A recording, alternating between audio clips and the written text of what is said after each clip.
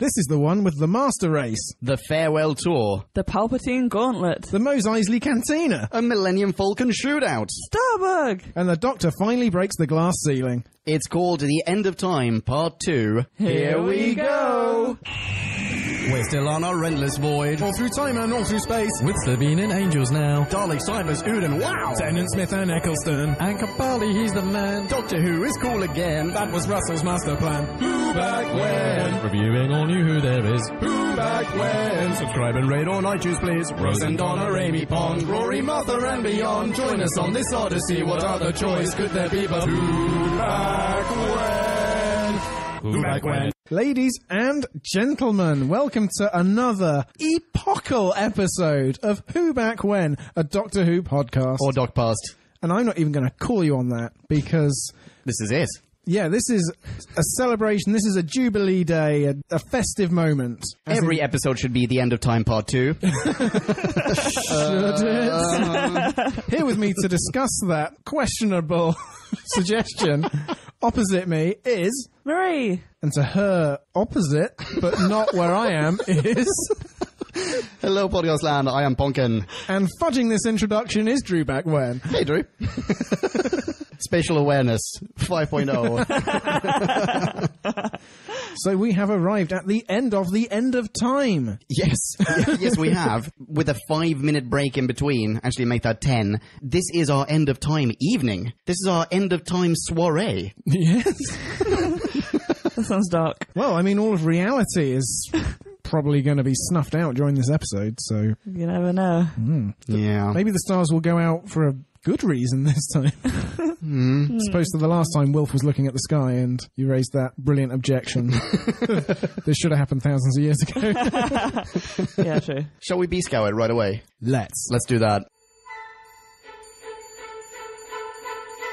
Time for us to synopsize, clarify and summarize, so take a view and grab a brew and listen to this overview, this free-for-all. We like to call a bite-sized chunk of Who. Bite-sized chunk of Who. The final day has dawned and every human on Earth has been eradicated except for our old friend Wilfred Mott and, wouldn't you know it, Donna Noble.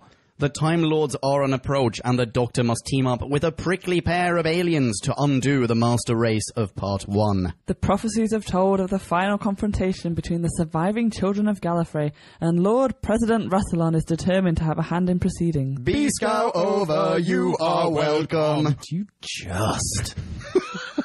Right. Oh, I watched this last night with you, Leon. Yes, you did. And I said to you then, I'm not sure how they can get more than about 20 minutes out of this cliffhanger unless it goes to some really weird and unnecessary places. Because that's the sort of cliffhanger in a normal Doctor Who episode that would herald the start of the third act. But here we have 75 minutes still to go. Yeah, it is longer even than the episodes that are longer than the episodes normally are.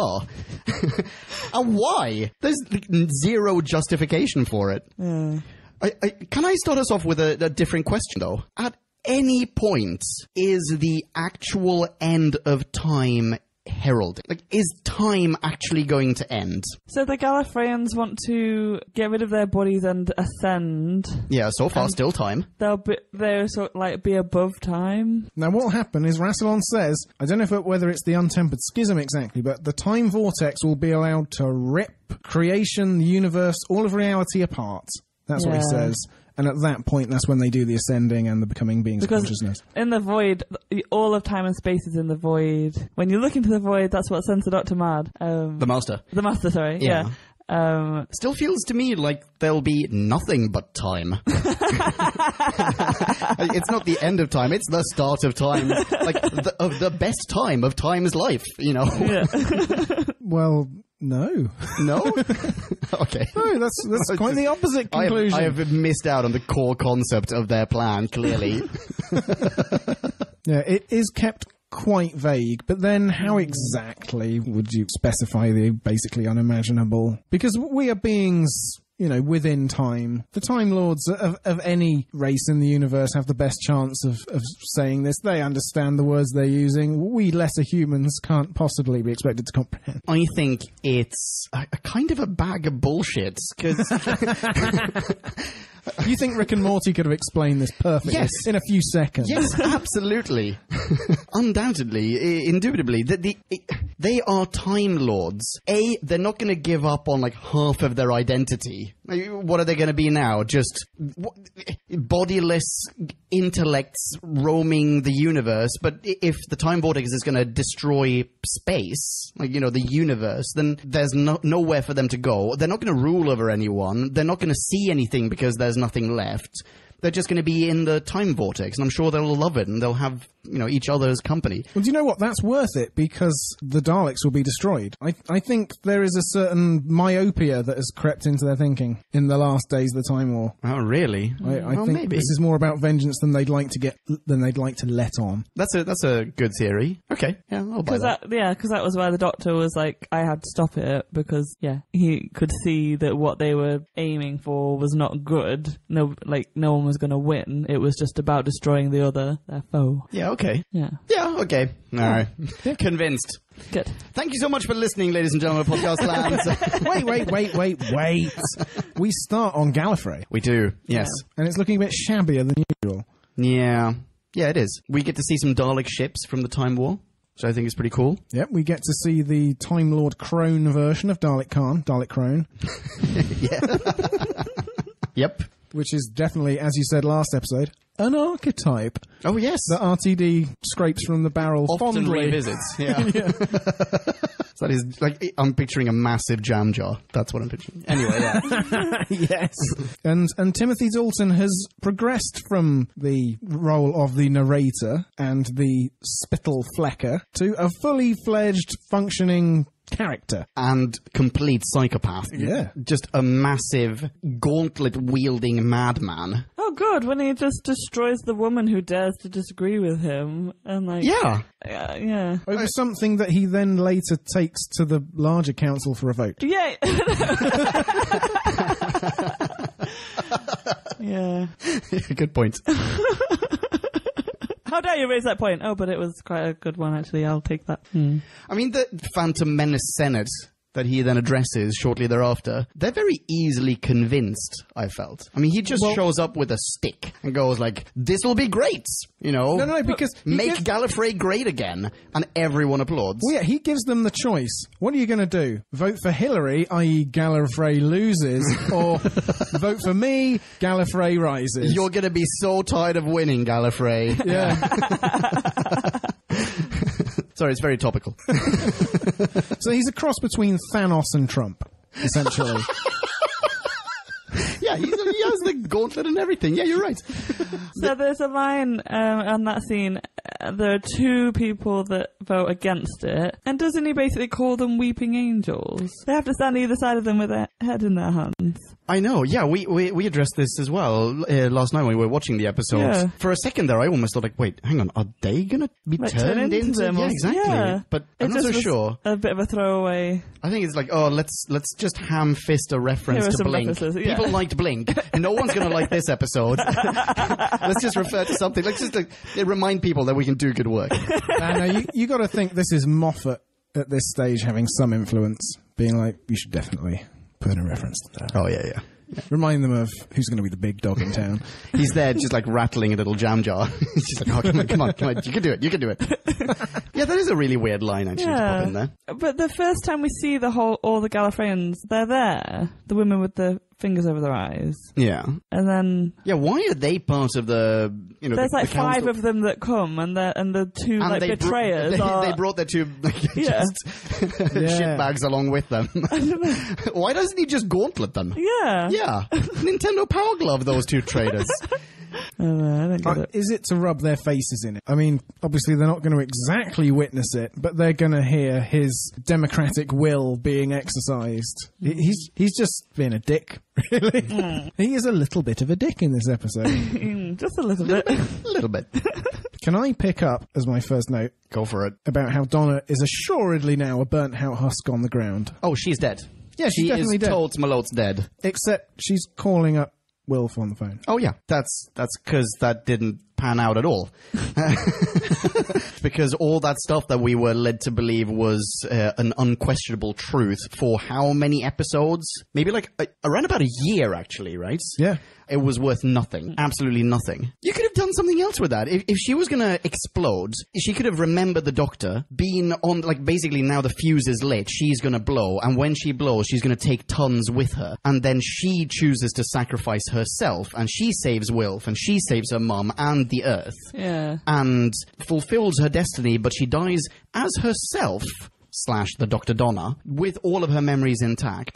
And the audience doesn't get lied to. Yeah, but that's not sentimental, is it? You could totally make that sentimental. Yeah, but the you runaway could. bride actually getting married at the end is the super sentimental payoff that so neatly bookends her stint in Doctor Who. Okay, so since we have one James Bond in this, why don't we George Lazenby her wedding? And she marries, and then shortly thereafter, some Time Lord douchebag shows up and kills her husband, whatever his face was, and then that's how she remembers, because she sees a Time Lord do some wibbly wobbly stuff, and then she goes completely haywire and takes them out with her. Yeah.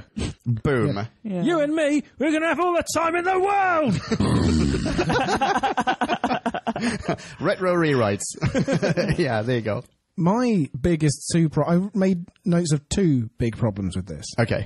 One, she is, as the Doctor says in this episode, his best friend. You think I wouldn't put a defense mechanism in my best friend's head? Of the time. Best friend of the time. He wasn't really hanging out with a lot of people at the time, though, let's be fair. But if she, at the time, is his best friend, Yeah.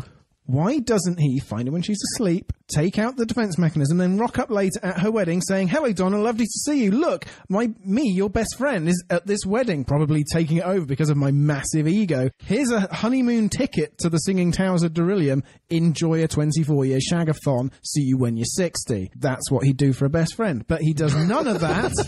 You went straight for Shagathon. Why not? Yeah, no, fair enough.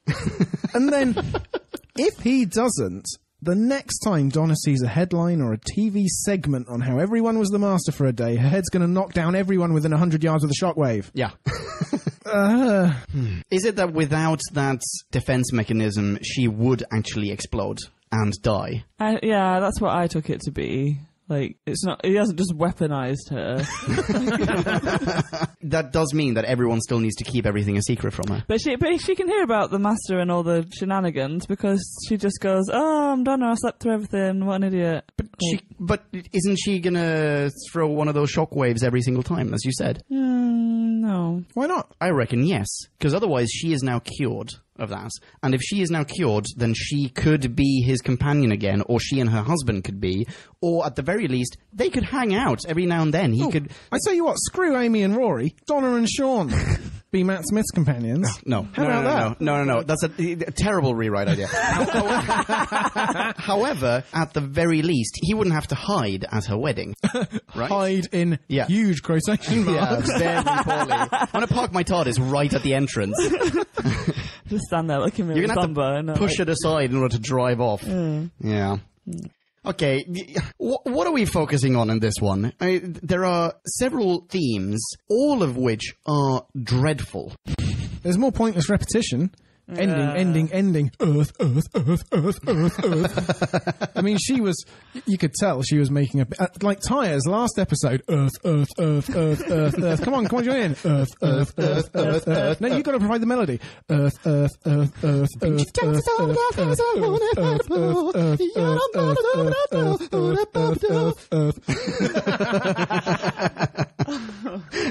High five. Yeah, okay. I forgot what the point was. Big themes in this episode. I suppose my big theme was the worst bits come back again, and why, like the head shaking from last time. Yeah, that's super annoying. Because I get this is a two-parter and there'll be callbacks, but why is it all the worst bits that get called back? And it's not that I apply this retrospectively. I mark these things down at the time as the worst bits, and then they happen again. Just to clarify the cause and effect there. It's like, why? Why does RTD think this is the prize moment of this episode? I should definitely put this in the next one. You said cause and effect. This is actually the one. I think I mistook myself the last time, because in my end of time part 2 notes, this is where I have the Bill and Ted reference. Yeah. And, so this is where that happens. This is where the Time Lords send that drumbeat back. But they also say, quote, history says the master heard a drumbeat. History? What history? Like, they just made it up. And they haven't sent anything back yet. And then who's going to document it? And why is history talking about this? And also, is this the same history that says that and this is something we discussed yesterday, 2 children of Gallifrey, the 2 last children of Gallifrey, locked in their final confrontation, which you very rightly pointed out, that's not their final confrontation. No. Not anymore. Yeah, absolutely not. Not even that generation of the Master. Yeah, and also not the final children of Gallifrey, clearly. And if they had been the final children of Gallifrey, wouldn't 007 et al., wouldn't they realize that, oh, well, we're going to fail, because otherwise they won't be the final children of Gallifrey. We will be. No? Is that a stretch, maybe? No, I buy what you're saying. But the thing is, if you've got no options in that war environment, and it is death or attempt, you'd go with attempt, wouldn't you? But, ladies and gentlemen, I have never been surrounded by so many raised eyebrows and furrowed brows. Well, we are trying to mash the past, present, and future. Yeah. All together at once, sometimes in reverse order. Yeah, okay. I think as well, like the soothsayer that like starts tapping out the drum beat, that she's like all like she's not just a regular like time lady. She's got something extra. And she's from the Sisterhood of Khan, right? Is she? I sort of assumed that she was. Yeah. So as, like maybe I said I'm wrong. Before, like I sort of give them a little bit more leeway with the kind of Bill and Ted sci-fi time hopping thing, just because like maybe she can see alternate realities at once, and therefore she knows about there is a history of the Master having this drum beat, because in a version of reality it was there. That's a super good point. I mean, even the Ood in part 1 say that they have developed the skill of seeing across time. So maybe, actually, yeah, you're completely right. Someone wrote a prophecy about this alternate future. Yeah. Yeah, good point. Nice one. God, I retract everything I've said ever. We're not far into the episode. I already in my notes have written laughter twice, by the way. More Master laughter. Yeah. Wow. And the thing is, we've now seen him laugh in a whole bunch of different ways. Yeah, we don't need more. I think the Master is I think he's certainly better in this episode overall. He's less annoying. He's not perfect by any means. No, he's definitely better. Yeah. Well, first of all, he's relishing being in control of the planet. That's great. Manic Master being triumphant. He's good at that. And then when they're talking about, actually, you could join me and we could see the stars, and that's ownership enough just to see it. That ties in very well with what just happened. Yeah, and that scene is really, really powerful, where the Master is almost trying to go against his own nature. He gets really teary-eyed. Just like, would you really want to? I can't remember what he says. Like, would it really be good? Like, could we do this? Is this an option of mine?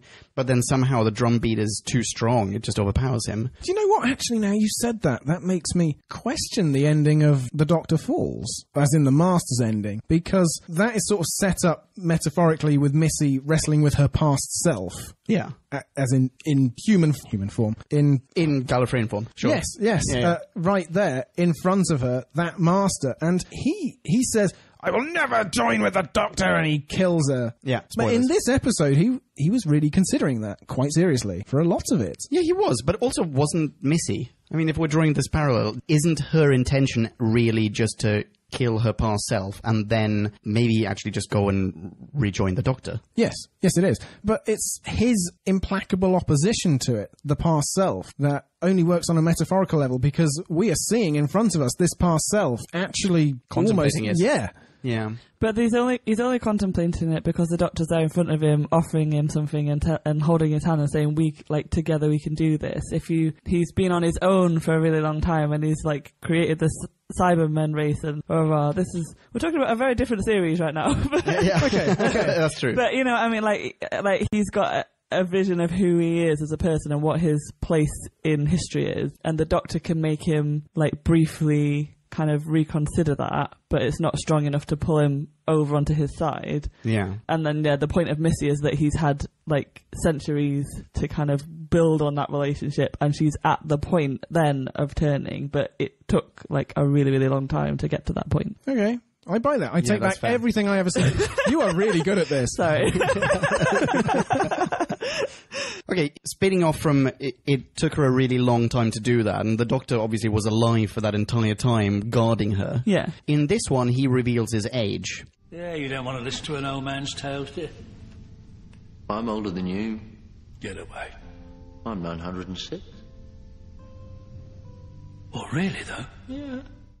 Get away. 906.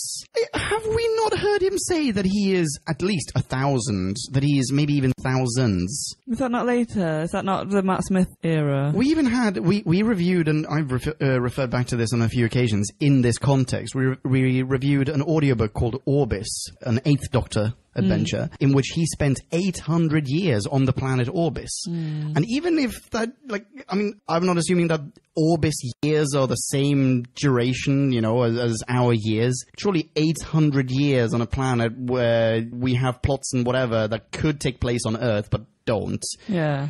Probably pretty similar. Feel like he's older than 906. I guess that's, how does he count his age? Is he 900 Earth years? Yeah, also, super good question. Is he 900 cat Gallifreyan years. years? It's like, yeah. What does it even mean? Yeah, it's 24 years on Beryllium, just the one night.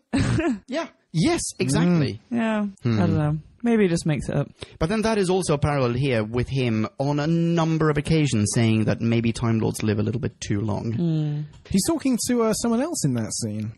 Wilf is in space. Oh my isn't that lovely? When Wilf sees Earth. Oh, it's so nice. And then he doesn't want to leave the window. He's like, Yeah. but Doctor, we're in space. I know. Oh, it's so Have you seen sweet. it? Oh, it's wonderful.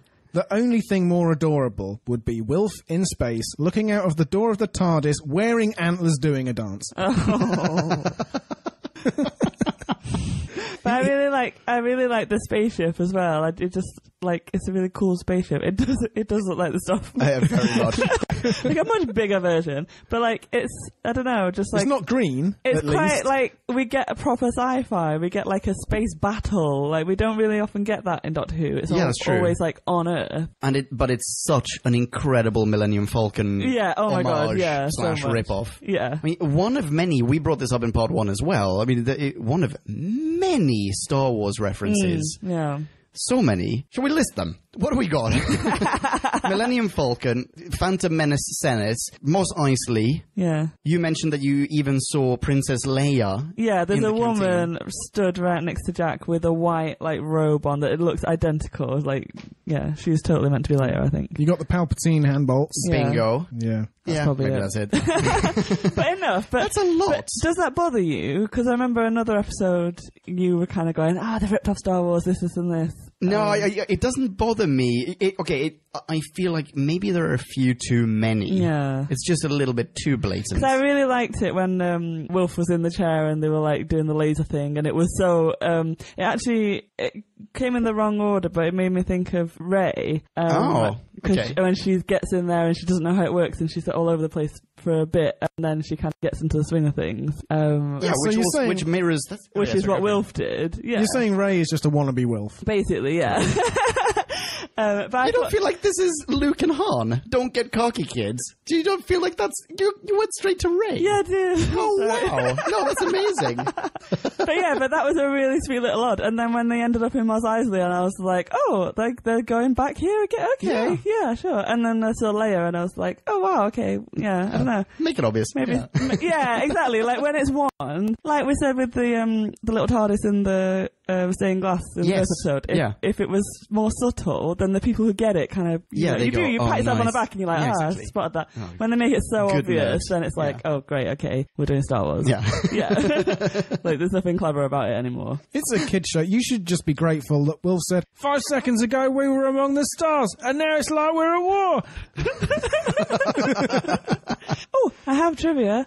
Oh, let's hear it. It just came from IMDb, but anyway. So the actor, Cribbins, they said they took his, like, proper experience of war to, like, when he's talking about the war, they're like his memories as an actor. Oh my goodness. Which I know, but they changed it. So like he talks about there was an actual blizzard in Cribbins' history, and they turned it into like a blizzard of bullets. So it's a little bit more violent this time around. Okay. But it's like, I don't know, it's nice to like draw upon your actors. Like, Well, yeah, I guess everyone finds inspiration somewhere, and if you have your own, I mean, in brackets, traumatic experiences, then, oh wow, that just makes it even more powerful. Yeah, isn't it? Yeah. Yeah. Well, even in the most extreme edge of sci-fi, the more you ground it in reality, Yeah. the better it is. Certainly, Wilfred Mott is by far the realest thing about this entire serial, I guess we can call it. Yeah, absolutely. This is a 2-part serial, which refers back to other episodes or potential serials that I know that you last night did not know what they were. I still don't know what they are. I'm speaking of The War of Degradations and The Nightmare Child. I was going to ask you about those because, I wondered whether they were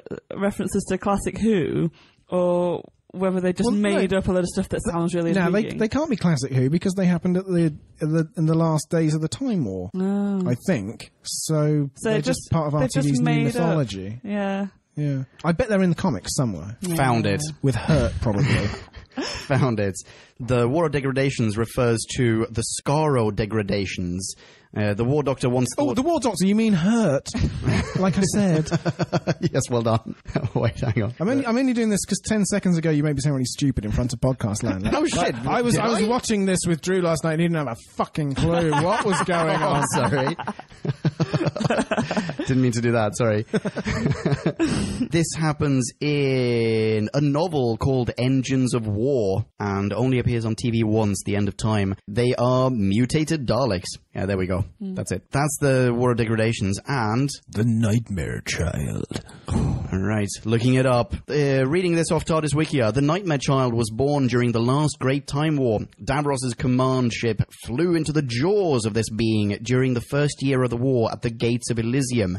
TV's The Stolen Earth. So we've had that episode. We have had that episode. So this is a callback. It is. Wow. Do you remember this? Really? Was the Nightmare Child? It must just have slipped by in the torrents of Davros's mad dialogue. Yeah. Or monologue. Yeah, alright. Well, yeah, so mystery solved. Good. Phew. Sleep soundly tonight. Okay. And I'm no longer entirely ignorant.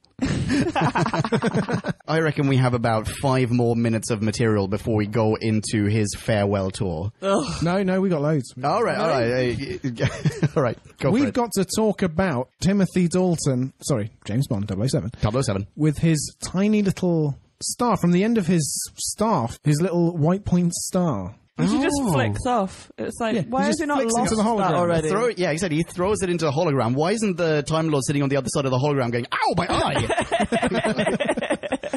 Why isn't Timothy Dalton reaching his hand into the hologram and just grabbing all of Britain? Yeah. Good questions. Can we make this work? I've had a go, but can you guys try and figure out how this possibly makes sense? This sequence of he flicks in the star and then you see essentially the shooting star going through space from multiple different angles from the spaceship, and then it's flying across the sky. It's coming from above. It's coming from the sky. That thing that's often above, which often holds stars.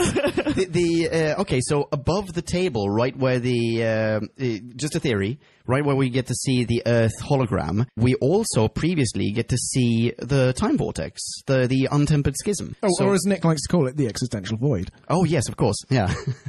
Anyway, so could it be that they can summon that is actually the schism, that there's like a gateway, and that he can summon it through Gallifreyan technology, and he throws it into it? Could that be it? And that way it travels back through time, across space, Shazamatron, and then it lands coincidentally right there. I mean, his aim is amazing. It lands right there. Well, he is Welsh. He's so he knows exactly where to chuck it. What does that mean? I have no idea. Timothy Dalton is Welsh. What is it? So he knows exactly. So he really accurately throw stars at the Earth. What? Yeah. To land in Wales, where all the action happens. Right, fine. Do Welsh people make really good ninjas or something? No, they're just really Wales-ocentric.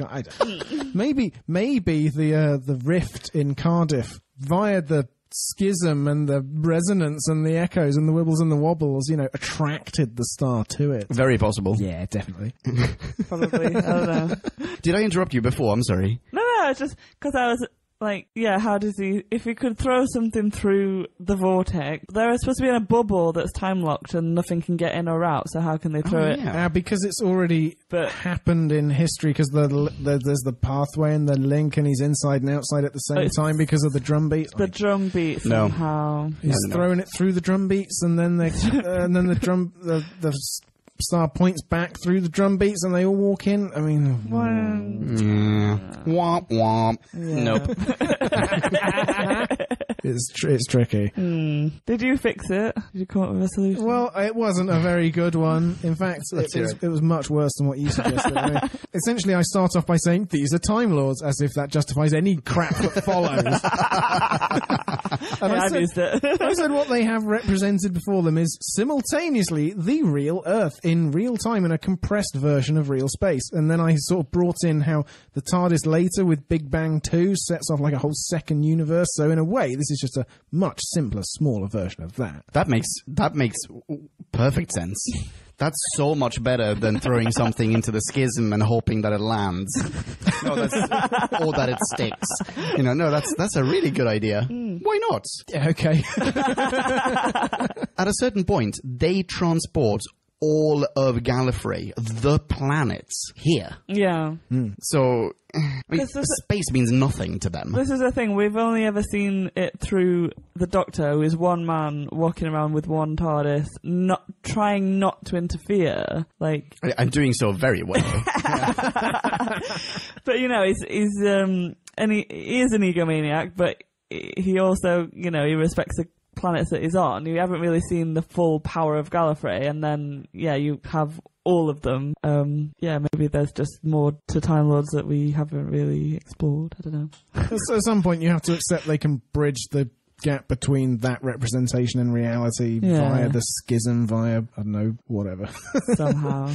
Yeah, wibbly wobbly. Wibbly wobbly. Yeah. It didn't, it made for striking imagery, but it wasn't great TV. To have a star literally an inch and a half long just shooting across space. It's not the fiery tail that we are seeing. There is a definite object that the Doctor is seeing from hundreds of miles away. Yeah. And again, did you need it? They'd made that connection. They've put the drum beat back in time. We can pinpoint where they are because of this psychic link almost. Yeah. And then they throw in this, it's a diamond. Yeah, because you need a battery. Yeah. It just seems unnecessary. They need something easily shootable. Is what they need. Yeah. And something that I don't know, maybe in classic Who, but certainly not in New Who, it's something we've never heard of before that is instantly, quote-unquote, recognizable as Gallifreyan. Yeah. It's just a diamond. Why'd you call it a star? Yeah. Ugh. How much does he know about diamonds as well? I wouldn't recognise, yeah, exactly. He just looks at it, it's like, this is just cut glass. Like shiny rock, This is fake. Yeah. Why is it still pristine? Yeah. Because it's diamond, it's like the hardest thing. It doesn't look even dusty or anything.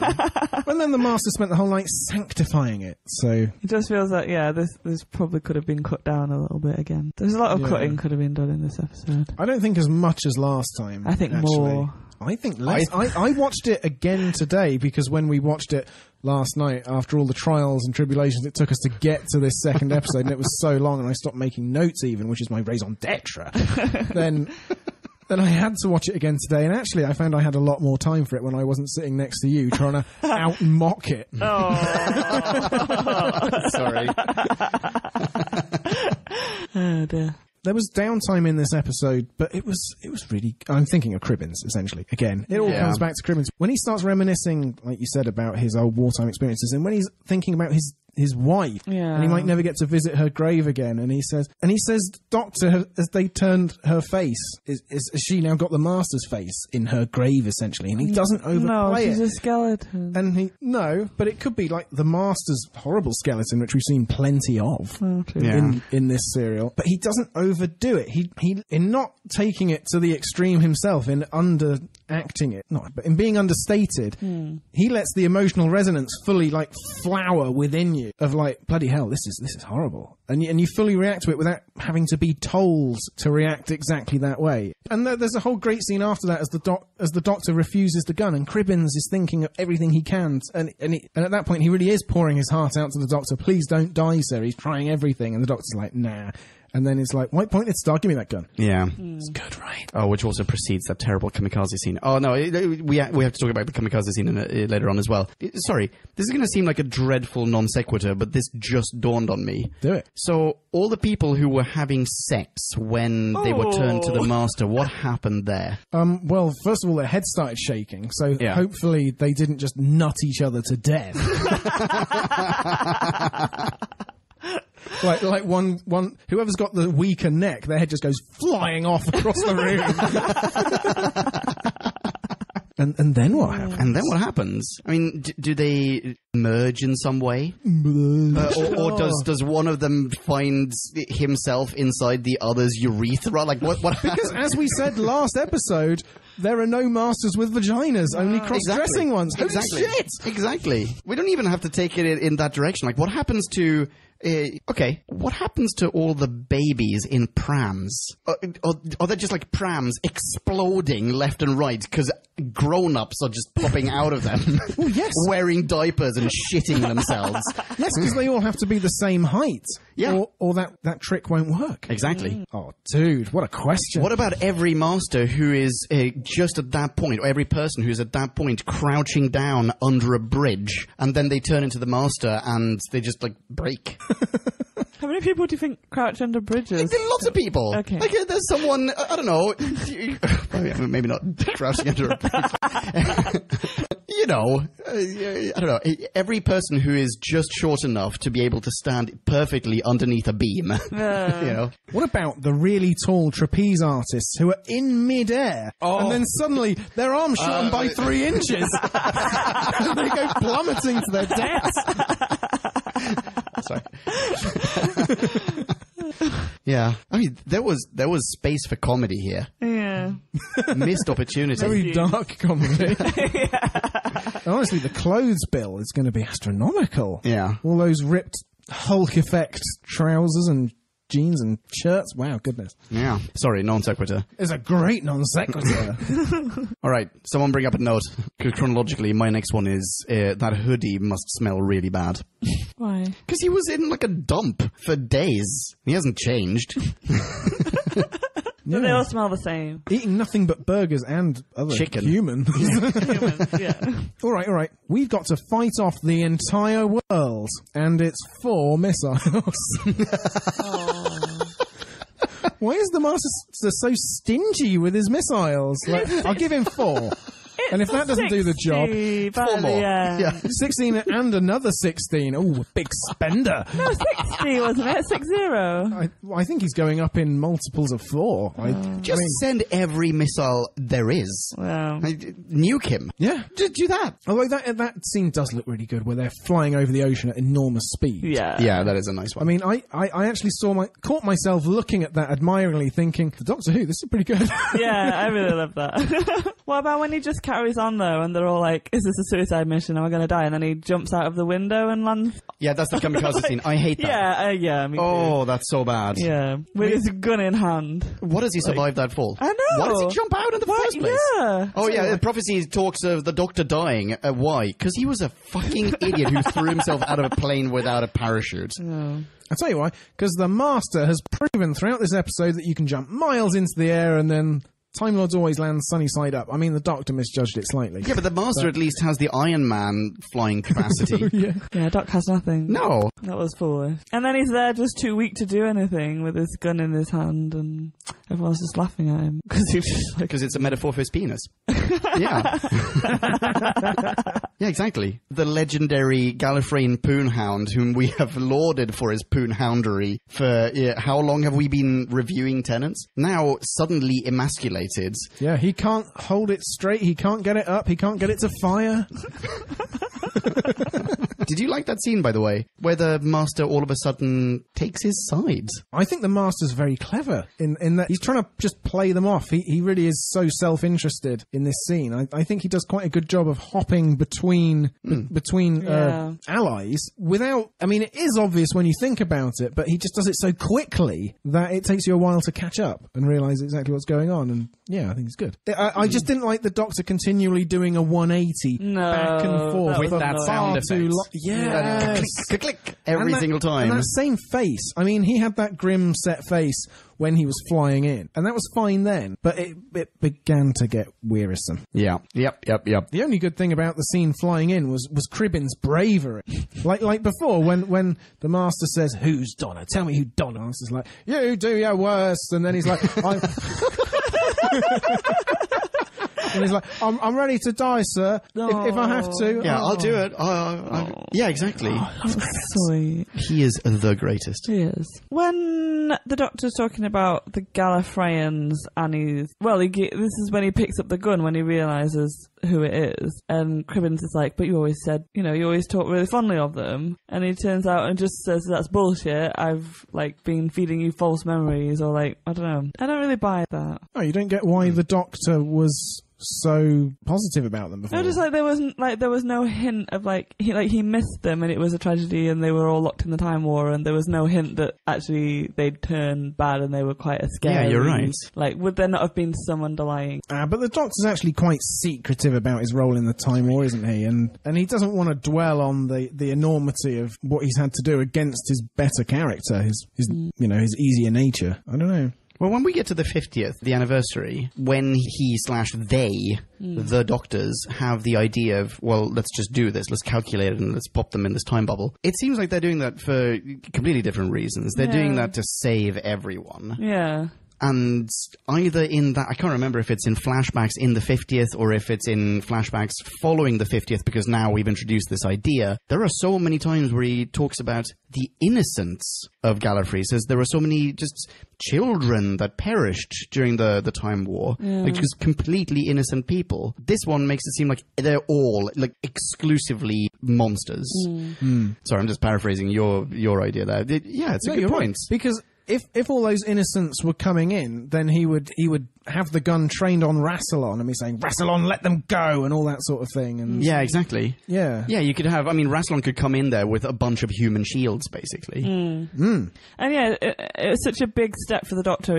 We have never seen him with a gun before. He's so anti-weaponry. Yeah. And then just this one, Gallifrey's coming back and he's immediately hand me that weapon. That's such a big turnaround. Yeah. It just doesn't seem like it was well thought through. And also, if a random woman that you've never seen before appears in your TV and says, give the Doctor a gun, by the way, don't tell him I sent you, wouldn't you give the Doctor the benefit of the doubt and actually talk to him and say, by the way, this thing happened? Yeah. I'm not going senile or anything, but there's this lady in the TV who talks to me. Yeah.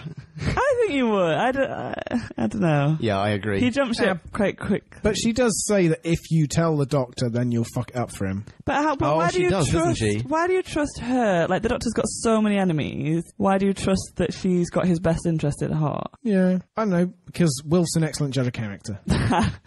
He's been around for long enough. Okay. He knows, his friends and his foes in a war zone. I don't buy it. I'm just contributing to the legend of Wilf. I know. I'm sorry. I shouldn't ever speak wrong of Wilf.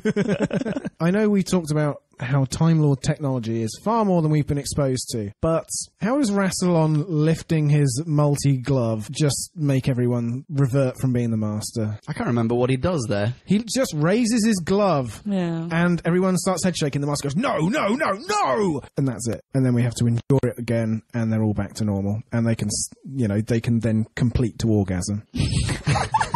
Because they haven't moved positions in 24 hours. No one has. They've all been stock still. Yeah, I know. Yeah, good question.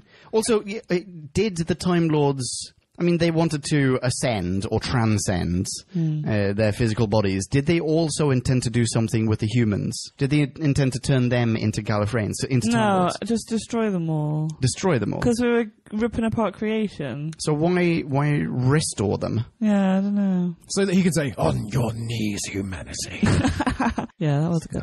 Yeah, that's or pretty badass. mankind. I don't know. Badass or not, it seems like a superfluous step in his plan. I guess it's just to prove to the Master that he's not in control. Yeah, that's fair. Like, Also, I mean, You could accomplish that by killing all of the Masters, though. yeah. but the Masters, while they have been inexplicably docile and obedient to this point, they surely must possess more potential than humans, more potential threat to Time Lords as the Master Race. Yeah. If they, it's so woolly and inconsistent in this episode, but they could go rogue, and if there were 6,700,000,000 Masters lined up against you, all with his genius and operating in independent ways, then you would be fucked. Yeah, undoubtedly. But didn't we also establish that if we kill the real Master, then all of them are, I mean, they're undone in some way. Either they all die or they revert back to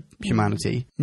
He's got his Nintendo Power Glove. Why are you undoing his plan? Why not just, bring the Master to his knees? Well, that's what you do by undoing his plan. It really ticks him off. I mean physically bringing him to his knees. I mean, actually, if you hurt him with if you if you lightning bolt the Master, problem solved, man. Yeah. Oh, I don't know. I'm clutching. I'm sorry. They should have maybe made it clearer in the prophecy. They can write anything they like in the prophecy, like don't intervene in the final confrontation between the two children of Gallifrey, blah, blah, blah, blah, blah. You have to do it in this way. And does anyone remember what happens after this, by the way? I mean, does the Doctor just kill Rassilon and then everything else is... No, Doc shoots the diamond, the white point star. Oh, yeah, he does, yeah. Because... Which sends back Gallifrey. The machine that brought Gallifrey. Yeah, the link. Yeah, exactly. Because the woman, she takes her hands down from her face and she gives it a glance. And she goes, "Hi, I am clearly your mum." Yeah. That is 100% the Doc's mum. Like, and then so the Doctor sends back Gallifrey. The Master kills Rassilon. What happens to the rest of them? Are they all the same, no change? The human. Yeah. Back to the Time War, and then, time lock, done. Yeah. And then we go on from... Yeah, pretty much. Yeah. Everyone's gone except Or from that whole Capaldi. scene, except the Doctor and Wilf. Yeah. Huh. Where does the Master go? He follows them back into the time. He goes war. back into the Time War. Yeah. I did also like the fact that he gave them 1, 2, 3, 4 bolts of lightning. I liked how that tied in. Very nice. Yeah. And then we're left with Wilf and the Doctor. Aww. Oh This my God. is a good scene. The Isn't it? scene, where Wilf knocks 4 times right after they've left. Yeah. Oh. Fucking Wilf. Why would you knock 4 Yeah, times? knock thrice. Knock 3 times. Yeah, or quickly realize what you're doing and knock a 5th time Exactly. just to make it clear. Have you not heard it? But he doesn't just do it once. He knocks 4 times, 4 times. Does He he? does. I counted them. It's And ridiculous. that's why there are 4 missiles and 16 missiles. It's just they're all in where can we beats of have 4? 4 of something? There you Yeah. go. Well, it's I'm just like- surprised they wanted golfers all throughout this episode. It's not like he's in a soundproof box as well. After his last knock of 4, He could just go, He's like, "Hiya, Doctor, I'm Doctor." here." It's like, why don't you just do that first and Why not was- knock in the first place? Why weren't there action scenes with 4x4s chasing each other across the landscape like UNIT and the Chinese military? There's a trick there. But those knocks are amazing because they come off screen. Yeah. And you see the Doctor and you see his realization and you realize at the same time how RTD has pulled the wool over your eyes Yeah. with a champion misdirection. Yeah. And you follow the Doctor, and this is directed by Euros Lyn this episode. So well done, Euros Lyn. Oh, Yeah. Euros of Euros fame. Yes, indeed. Yeah. Well done for having that name. Yeah, sister of Sherlock. Yeah, ka-ching. Yeah. And so he stands up and then Wilf materializes and it focuses on him in the background and he's so full on. It's just like, good-o. I loved that. Those were Will. great moments. Oh, Wilf. But that's a heartbreaking scene. But then he does. Then He tells us that he's insignificant. He's a real asshole. He is an arsehole. Yeah. He is. I buy that though, because he's that big of an ego. He loves Wilf. There's no question he's not going to save him. But at the same time, he's angry at that. He's angry at himself. This He's is angry how at I'm going to Wilf. die. I'm Yeah. going to sacrifice myself for I'm you. better than this. Yeah. He doesn't have to be such an asshole about it, though. He No. doesn't have to go, I'm important, I can achieve things, and you're just a human. Yeah. Yeah. But the great thing about him is that is an ironclad principle for him. Even if, as a Time Lord, he could be as high and mighty as Rassilon, He to would think still- that all of reality can just be erased at our whim, he will not give up on anyone. I don't true. know. I did wonder whether if Wilf hadn't have gone in, would he have sacrificed himself for just a random, like one of the workers that was there? Oh, if Wilf had left the scientist in there, yeah, was yeah. there to begin with. If the scientist had knocked 4 times, would he have done it? Well, that would have gone hand in hand with one of those discarded plots, according to IMDb. Oh, really? Yeah, where he was meant to just appear on some... It was meant to take place on some spaceship with this alien family aboard the ship, and they were dying, and the Doctor was going to sacrifice himself just for, like, the alien family of the week. Yeah. So I guess the equivalent of the green pair. Yeah. Yeah. Because we have seen the Doctor doesn't, like, he won't kill anyone, he won't pull the trigger, but he has let people die, and he even acknowledged that in this episode. Yeah, he does. He has let people die, or he has let people kill themselves for him. Yeah. So I kind of thought, like, he'd done it for Wilf because he has this connection with him, and he's, like, emotionally attached to him, but I don't know if he would have done it for just... Yeah, let's say it's the Anyone else. lanky green fella. Yeah, exactly. I don't know. Oh, yeah. Nah. Yeah. I think No. he would have done it for him. No, No. I do. I think anyone that he's like interacted with and formed a bond with, I think he feels a responsibility for, maybe. But I just think if it was a random scientist in the box, he would have just gone, I mean, it's sorry pretty, mate, not your lucky day. It's also pretty telling. I mean, they really ham-fisted, but I mean, Wilf is basically tricked in there by a scientist who just wants to save himself Yeah, and who bolts immediately. Yeah. He just peels out of there. yeah. And then the Doctor goes and does the polar opposite. It's all like, let's just hammer in the fact that, yeah, he's a good guy and everyone else is morally inferior. Apart from Wilf, Apart from Wilf, yeah. Who wants to sacrifice himself? it is. Yeah. Desperately, no one will let him. He's so prepared to die all throughout this episode. Like, oh, please, please. By the way, why don't they kamikaze in the space bug? The star bug? Because they would all die. Yeah, and take the Master with them, and the Stargate, and every Master would turn back into a human. And sure, yeah, Wilf would die, and I guess the people who are in that room who have now turned into the Master, they would probably perish as well. Yeah. But small price? Can't save a planet without cracking a few Masters? I thought that was really interesting when Wilf was like, don't put the Master's life before the lives of every other human on the planet, because Yeah. like he's gone back for 900 years with the Master. They grew up together. He's got this relationship with him. He desperately wants to save him. He wants to be a good guy. He wants him to, like, you know, to travel with him and have a buddy. Yeah. And yeah, he's like the one person that would find it really hard to sacrifice, but then you put the whole human race on the other end of the scale. Like, I feel like that's a really difficult, like, call for him. Yeah, definitely. I don't know. Yeah, and I Probably like, shows shouldn't on be, screen. but yeah. and I like that RTD drew attention to that and wrote that in. I thought that's a good piece of writing. Yeah, I did too. Yeah, this is way better than part 1. Yeah, wait. Half of this. Although, or 2/3 of this. although Hold the phone. that scene that we've just been saying is so great, where the Doctor says, the nuclear bolt's gone into overload. Oh, that's bad, is it? No, overload is always good, Will. That's exactly what we want. It's a question. Why doesn't the Doc just sonic the door? Because he says, Yeah, it does. he says, I can't even touch it. I can't even sonic the glass without flooding Wilf with radiation. Oh. Yeah, he did foresee your objection there. He did. Well played, RTD. Well played. But yeah, I liked when he is being flooded with radiation, and he just looks, he is in agony, and he's curled up in like the fetal position, and it just looks so sort of primal. You mean in the Spock scene from Yeah. Wrath of Khan? Oh. Or the Kirk scene from Star Trek Into Darkness. Ah, there you go. Yeah. But yeah, like, you're genuinely really worried for him, and we know this is his, like, final episode, and that's gonna be the, like, start of the regeneration, and then he just like swans out all fine. It's Yeah. like, oh, I mean, that okay. is the Bit of an first anticlimax. of 25 goodbyes that we get here. Yeah. So we're into the farewell tour now. Yeah. Shall we? Shall we just do that? Let's do that. Let's jump into the...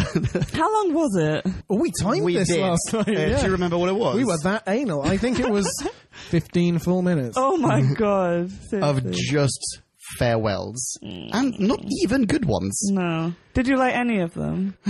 Well, shall we take them in order? Yeah, let's do Okay, that. Let's do that. First of all, Martha has gone full on badass. There's no doctor in spay or Yeah. fake unit doctor No, anymore. no, She's this- just working for the A-team now. Yeah, exactly. This is sexy soldier Martha and her husband, Mickey Ricky. And you had a problem with this. Well, no, I didn't have a problem with it. I was just like going, well... No, I'm not saying you had a problem with It sounds like you're saying you had a problem with this, dude. Don't you want her to be happy? Okay, let me explain. What I said was, like, isn't it massively coincidental that they picked the only two companions of color and paired them together? Like, it seemed a little like, wait, hang on, have we had any other male companion? Oh shit, we haven't had any other. We've had Jack. Yeah, but Jack needs to. Jack's not going to get married and settle down, is No, he? absolutely not. And now we've got Nardole. Yeah, but at the time we didn't. At the time, yeah. No, I mean slim pickings really for Yeah. Martha. Oh, I suppose. Okay, it's just an unfortunate coincidence then.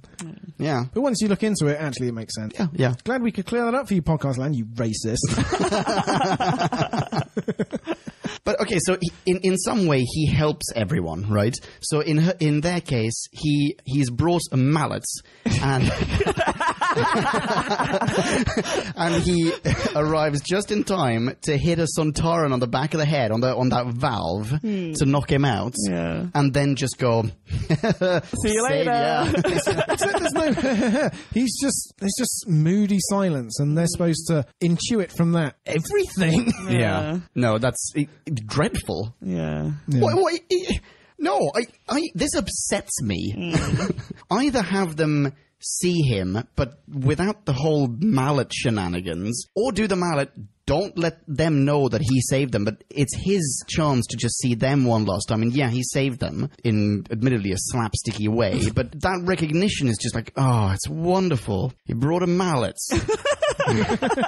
Ruins it. Next up, who's next? Well, no, what it is that upsets me about his method of doing this is he's not going back for one final heartfelt conversation with these people. Yeah. He's going back to look cool in the middle distance one last time. One last time. Because in some weird Groundhog Day-ian way, he knows all the moments in all of these people's lives when they are about to have an accident. Yeah. I mean, the next one is the worst one, I think. I think the next one is the kid, right? Yeah.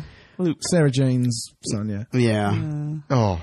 Well, and so there's one point in his life where he gets run over by a car and then the doctor shows up and saves him. Well, maybe that's the first point. Because, if he's not going to get to the second point if the doctor doesn't save him this time. But Doc's not allowed. Yeah, true.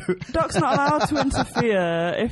If he knows he's going to die, then he can't interfere because that was the whole thing with Rosa's dad. You can't save someone. Oh, yeah. Like where Wait, are the that's bat creatures? This is exactly what happened with Rosa's dad. Yeah, it is. Like that was a car crash as well, wasn't it? It was Yeah. the same. Yeah. Why aren't there Reapers Yeah. all over the place? Yeah. That's what they were called, right, I think? Reapers. Something like that. Oh, whatever. Wow. So yeah, Good point. just a couple of episodes ago, he was like, I'm going to mess with the fixed points of time. And that fell through really quickly. Yeah, and He's he immediately I'll went like, oh, do never that." again. I shall never let this happen. No, except. Except for 15 minutes at the end of my run. And we do get to see Sarah Jane in that scene as well. Briefly. What an anticlimax that was. I mean, she has, and I'm assuming she doesn't, does she show up again in New Who? I don't think she does. I don't believe so. So- Sarah Jane Adventures episodes. Yeah, Thomas exactly. Whitley said, and that's it. So her last chance to do anything on screen, I mean, it doesn't even really qualify as a cameo. It's No. so poor. Yeah. She just has a relative, I'm sorry to say this, kind of a poorly acted surprise. And then really sad to see not her doctor look even sadder. Fuck that scene. At least he gives her half a wave. A really half-assed wave. Just a three finger, a two fingers, and maybe a bit of a thumb kind of wave. Check, please. Love it. Who's next? Mos Eisley Cantina next. Oh, no. You can't save Jack because Jack can't be killed, so the next best thing is getting laid. Yeah, with Alonzo. Alonzo. So this is how the dog pays homage to a lifetime of traveling with Captain Jack. Like, writing on the napkin the secret to getting a BJ from the dude next to you. So dreadful. There could have been an allusion to the face of Bo. Yeah, there could have been something like that. Nothing. Yeah. Wouldn't that have been better? Yeah, it would. And bloody Alonzo, the guy who can't act at all. Although, to be fair, he's in it so briefly you can't quite tell that fact. Yeah, he doesn't, No, he that's doesn't actually true. act He doesn't in this scene. Yeah, he doesn't disgrace himself. No, absolutely not. But why would you bring that character back? Yeah. Surely there's some Why doesn't other... he say goodbye to his daughter? The Doctor's daughter in her rocket. Yeah. Yeah, why not? Yeah. Oh my goodness. Oh, he's such a bad dad.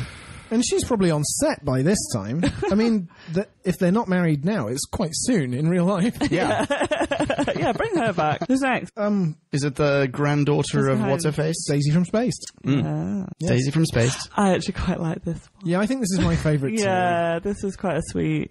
It is very sweet. But And he actually talks, Yeah. Yeah. which is a plus. Yeah. Yeah, he does. Bonus. But as I pointed out yesterday while we were watching this, she's there a whole day signing books. There are going to be like at least a handful of creepoids who come around and ask her to sign as the male character of her book. And who are just weird, and she doesn't know what the guy looked like. And why isn't she just assuming that he's a really creepy stalker? Yeah.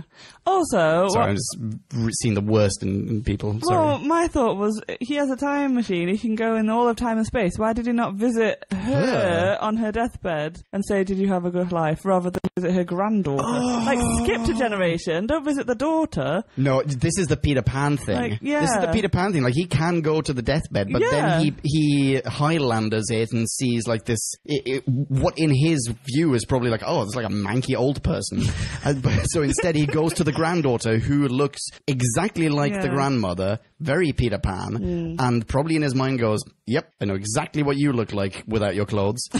And right? Yeah. Yeah. Yeah. So yeah, at the time I watched it and I loved it, and then when you think about it afterwards, it's kind of tainted a little bit. Next is his final stop. Oh, Rose. Rose. Sorry, No. Penultimate stop. stop. I forgot about Rose. Donna's wedding. Oh. Yeah. Oh, I loved seeing her just completely ruin Neris. Yes. But like you said earlier, it's nice to bookend it with she started the Runaway Bride and then she finished it with a wedding. I completely disagree, because like everything that she went through with the Doctor, she kind of got away from just being like, oh, I just want to get married, and that wasn't important to her anymore. And it's basically, she's only happy with this life now because she doesn't have any memory of the other life. And well, this is the life that she would have had she never met him. yeah, but like her and Lovely Wolf's there going, make her better again. She was better with you. Like, oh this yeah, is, you know, this isn't who this she isn't is. the best version of her. Yeah. This is her like with this like fence up and not letting anyone in. And yeah, That's true, but at the same time, I'm going to try and spin it.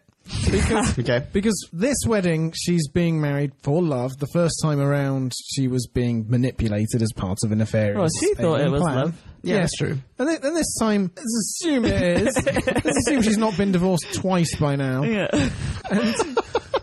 And also, the mum, it's never explained why the mum became such a horrible woman. Yeah. And in this one, maybe there's a glimmer of hope for the mum in that the Doctor goes back and it's never quite explained what happened with Jeffrey Noble. Yeah, yeah, you're right. Because in reality, what happened was the actor unfortunately died just before the series. So perhaps in some small way, the mother can get some closure and stop being so horrible, and Donna can revert into having a perfectly ordinary life, which after you've been a companion, that's one of your choices. The other choice is you're always just pining for the Doctor forever. Do you think that winning the lottery is going to make Donna into a like better or more fulfilled person, though? Like a triple rollover.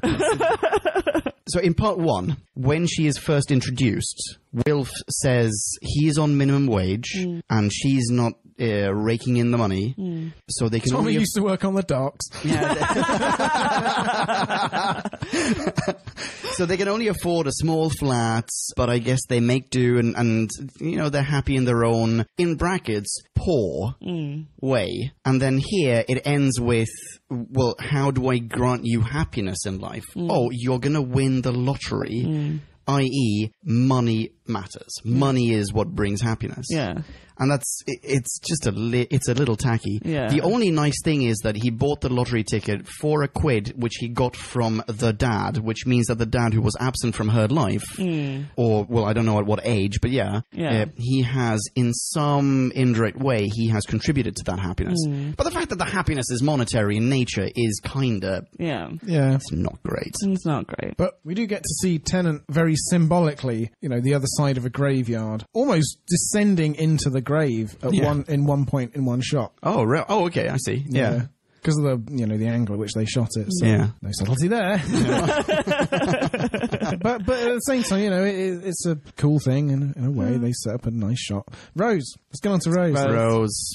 Yeah. She must assume that there's just a drunk chap who, he doesn't know what year it is. Yeah. You're right, mate. Yeah, like, you're not a serial killer at all. Yeah. Why are you talking to me? No one else is around? Yeah, I don't know about that. You didn't like that one? I liked it. I just didn't know about going back to like ogle her when she doesn't know who he is. They can't talk to her. You can't have a rapport with her. It's just going back to spy on her.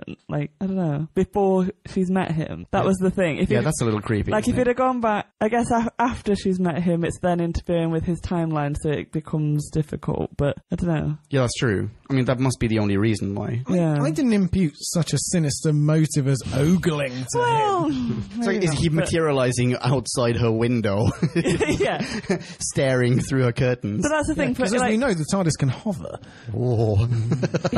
he gets something out of it. He sees her and he gets closure or whatever. But she doesn't. She just gets this drunk creep on the corner. But later on, she is going to meet Tenant Doctor. Yeah. Is she then going to recognize Tenant Doctor? No, because he was in the shadows, being creepy. Yeah. I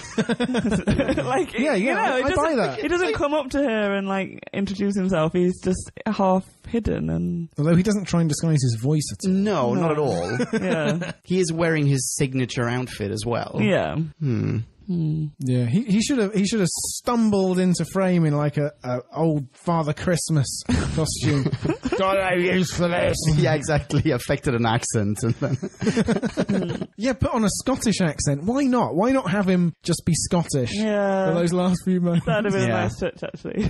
I say put on a Scottish accent. I mean, speak in his natural normal accent. Yeah. And then, of course, he starts to regenerate. At which point we said, Tennant, just shove your hands into the snow and you'll be fine. Yeah. What happens when he shoves his hand into the snow? Like Capaldi. Vom. No, I'm not going to regenerate. Problem solved.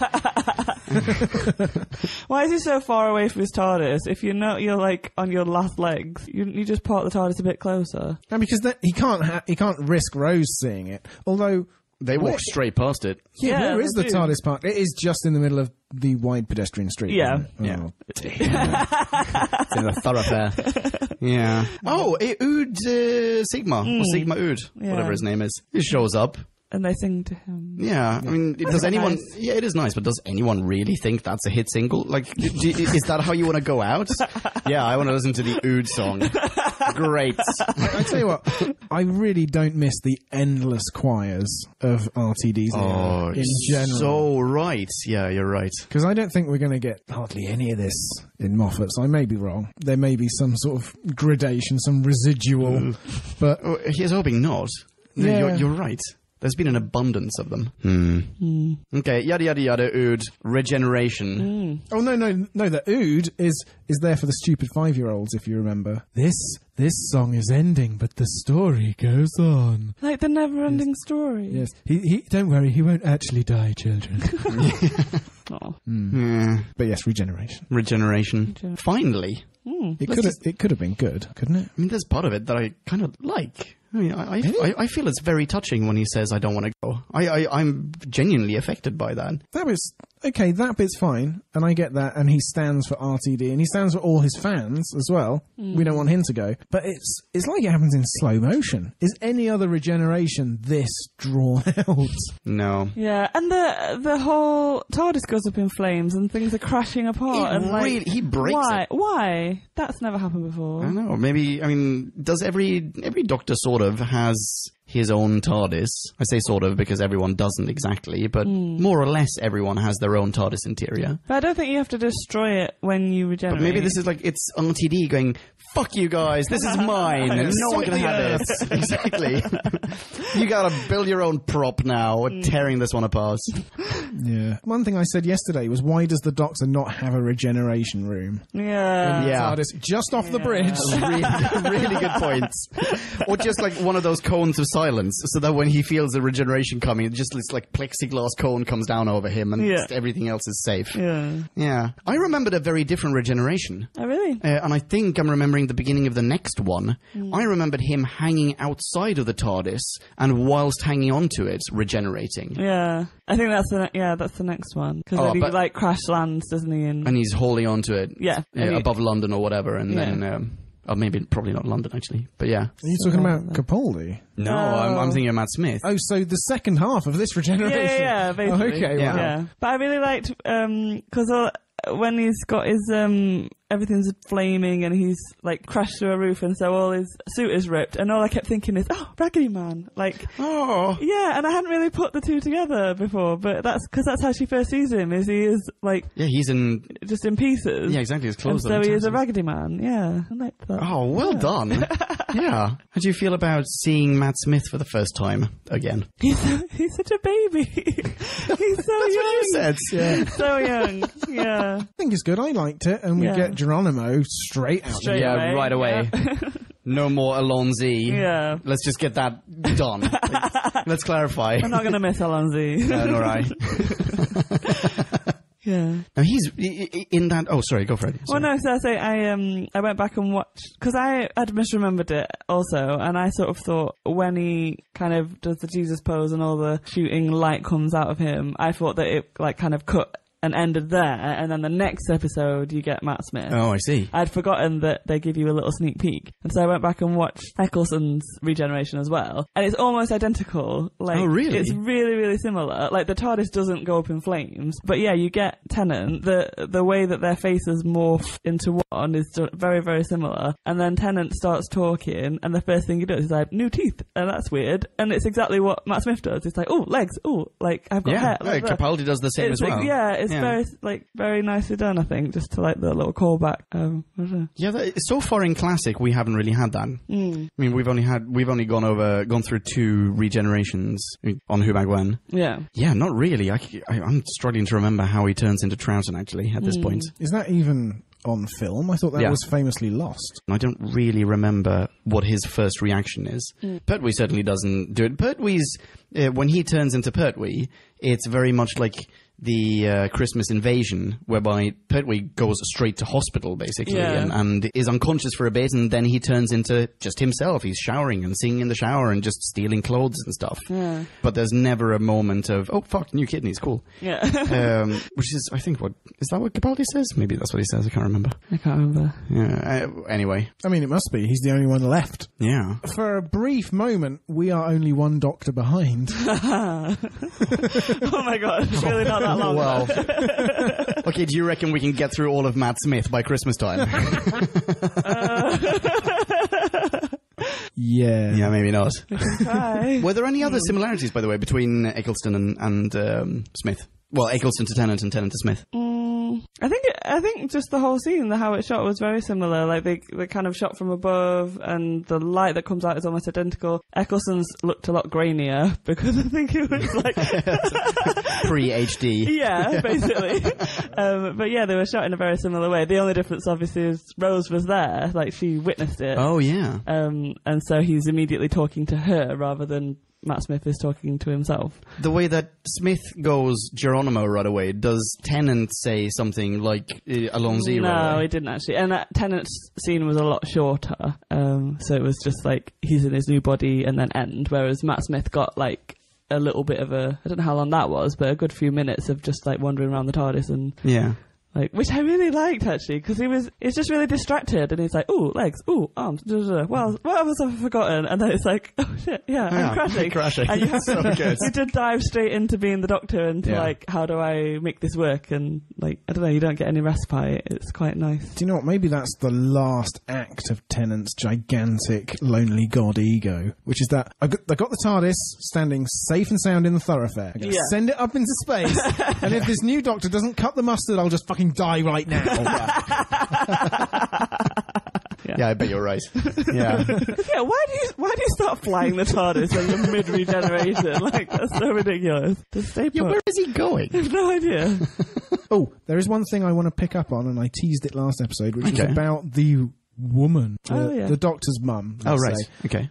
Because I looked this up on TARDIS Wikia to get to the bottom of the mystery. And TARDIS Wikia says RTD created her as the Doctor's mother. And this was in the script to a degree. And Claire Bloom, who was the actress, was told she was playing the Doctor's mother. But then later on, RTD decided to make it vaguer. So when Wilf asked the question, the Doctor looks beyond him to Donna, so it could potentially have been his wife at some point. Mothers and friends, like all the women in the background, like RTD's deliberately keeping it unsaid. So interesting. Basically, yes, if you want, you can be like, yes, that was the Doctor's mum, but you might as well just go, actually, that's the Doctor's daughter having grown up. It could be literally anyone. Yeah, it could be other time ladies, RTD said in another interview. It could be Ramona or Susan or someone in between.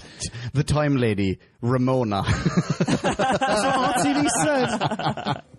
I'm just saying what I read. Oh, by the way, was the Doctor called the Doctor when he was a child? And if so, was the Master called the Master when he was a child? And why did no one raise an eyebrow? Yeah. Why did no one go like, I mean, back in the day, the nanny would be like, the little Master wants his Rice Krispies. I don't know. But no, because that comes up later that the Doctor's he tells River his real name. Yeah, so you name yourself, I guess. I don't know at what age you name yourself. Yeah, and it comes up in World Enough and Time. Oh, yes, he used to call himself the Doctor. Yeah. That business.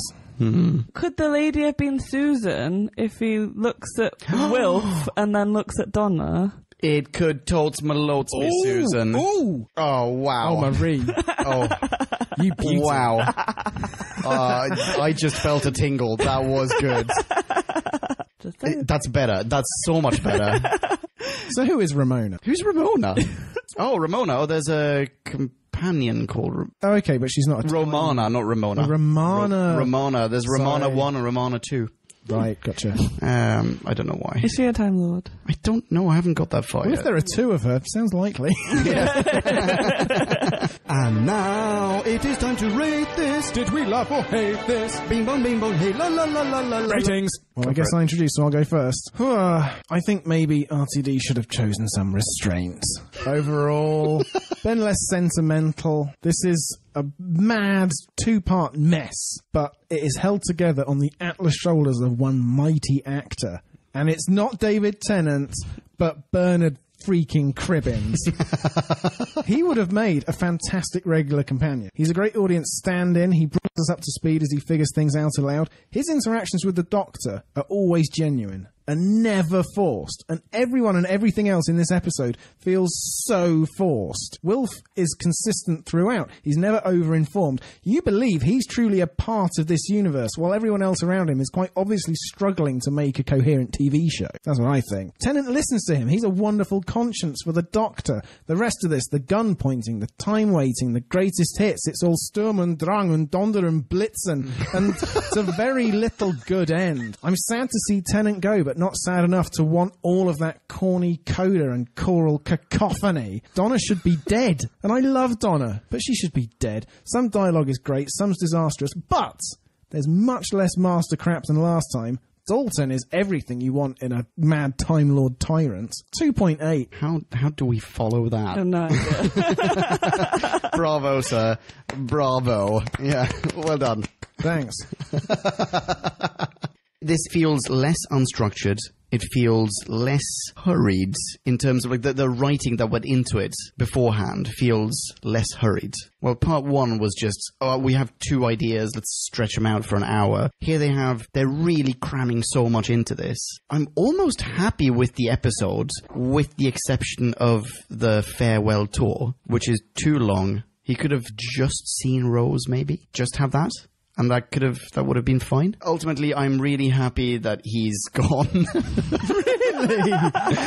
I've been waiting for this regeneration for far too long now. And also, from our point of view of reviewing these, we do one New Who roughly every 2 weeks. We've been on holiday for 2 weeks just now. It's been like 6 months of waiting for this regeneration, and now it's finally come. I feel relieved. This is how you're going to feel at Christmas when Capaldi goes, because they announced before Series 10 even started that he was going. That this is his last one, yeah, and I remember you're right. you told me halfway through, can we just get to the end already? Yeah, but that being said, I don't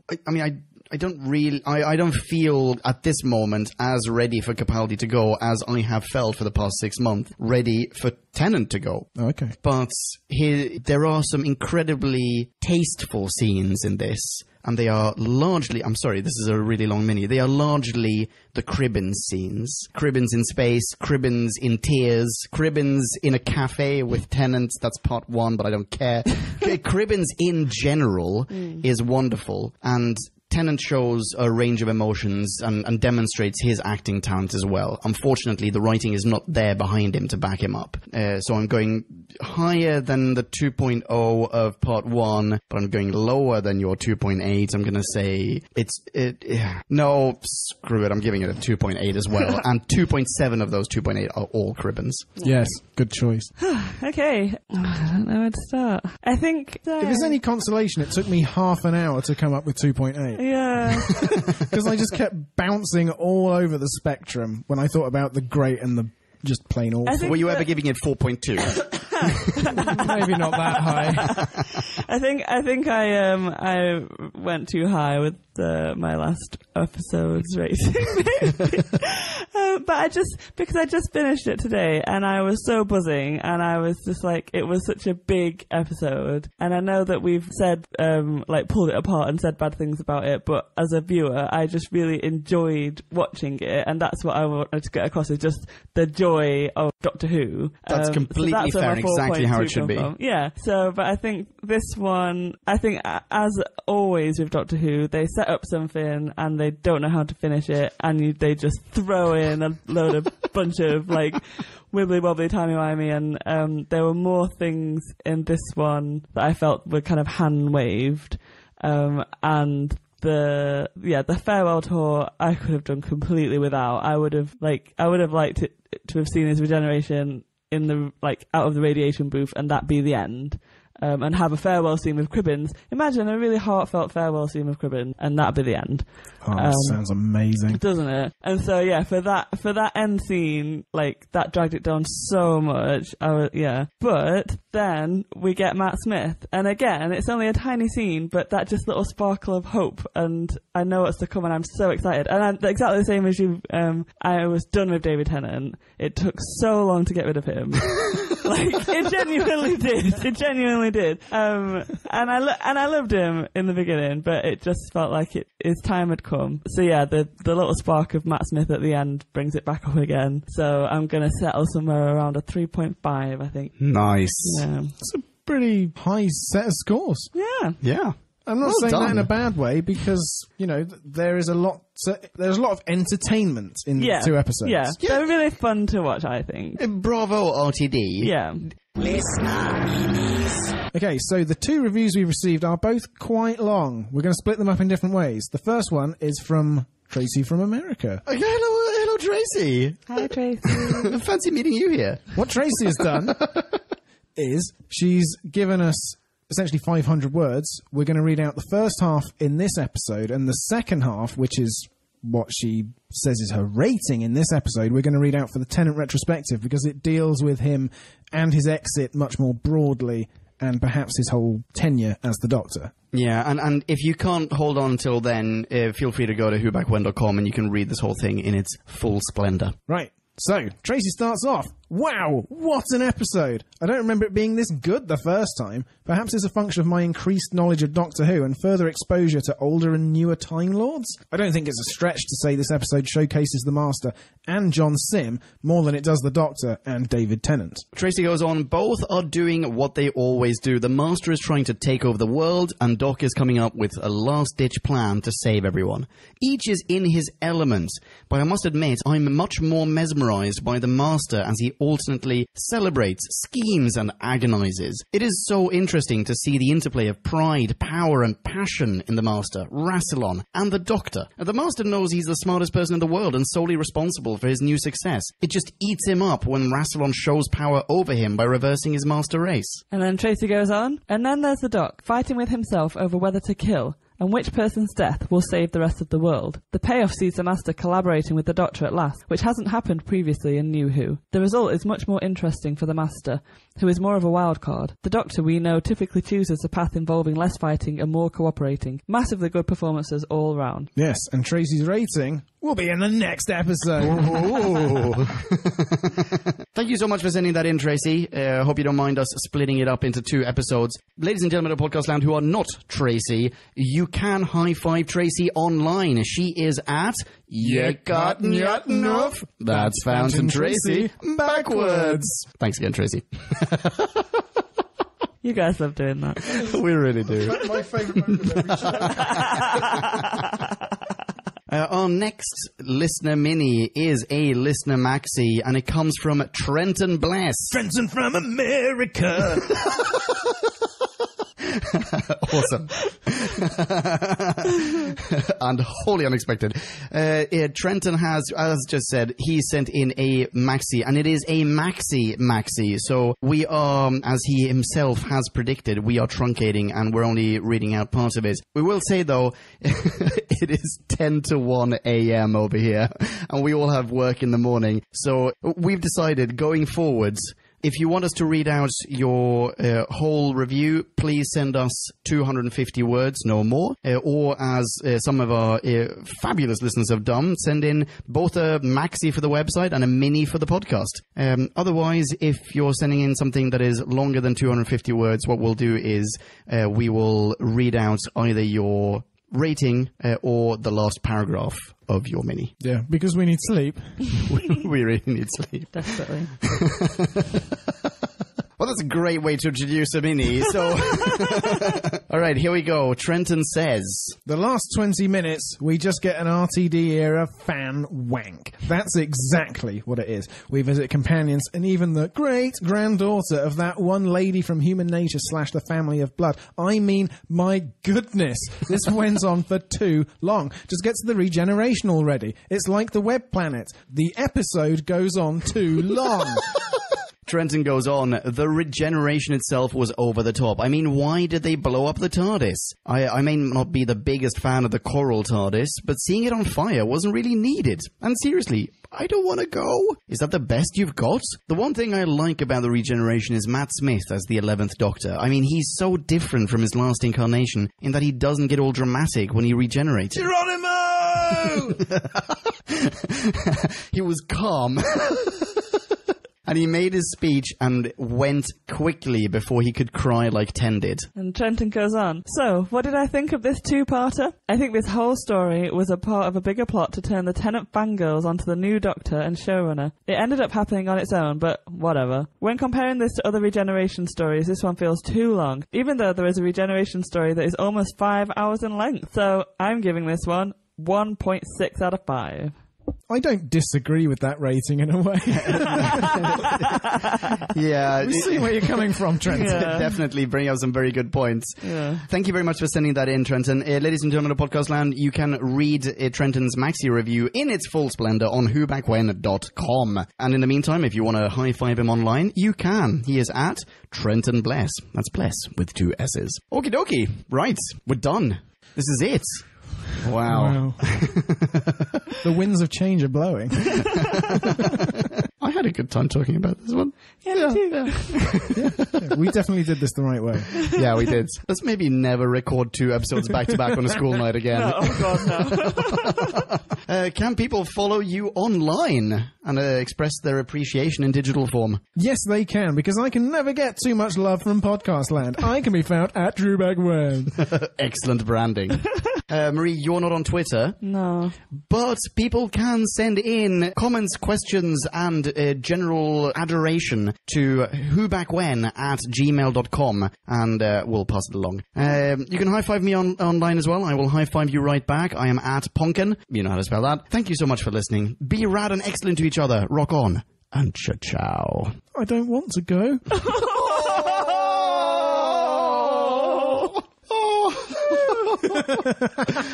Oh, I raise my beaker. Well done, sir. Well done. Kablamo! Did you enjoy the show? Then please do what the cosmos compels you to and spread the gospel of Who Back When. Tell your friends. Don't have any friends? No problemo. Tell some strangers. Like us on Facebook. That's facebook.com/Who Back When. All in one word. Are you on Google Plus? Then find us on Google Plus. That's plus Who Back When. And when you do, tell us why you're on Google Plus. Who Back When just got its very own Twitter account, no lie, so give us a follow. You guessed it, that's at Who Back When, all in one word. Check us out on SoundCloud, vote us up on Reddit, listen to us on Stitcher, and head on over to our website, whobackwhen.com, where you can leave a comment, submit a review of your own, and peruse our visual index of aliens, monsters, and more, which increases in kablamos with every episode. And lastly, give us a rating and review on iTunes. Not only would it make us super chuffed, and it really, really would, but as thanks, we will transmigrate your iTunes nom de plume into the credit list of trailers for fake Doctor Who audiobooks produced by Who Back When. Have a poke around our bonus episodes to make no sense of that. That's it. Rock on and be rad and excellent to each other. Catch your earballs in our next classic Who review, new Who review, or, still funny, audio Who review. Ciao. Who Back When?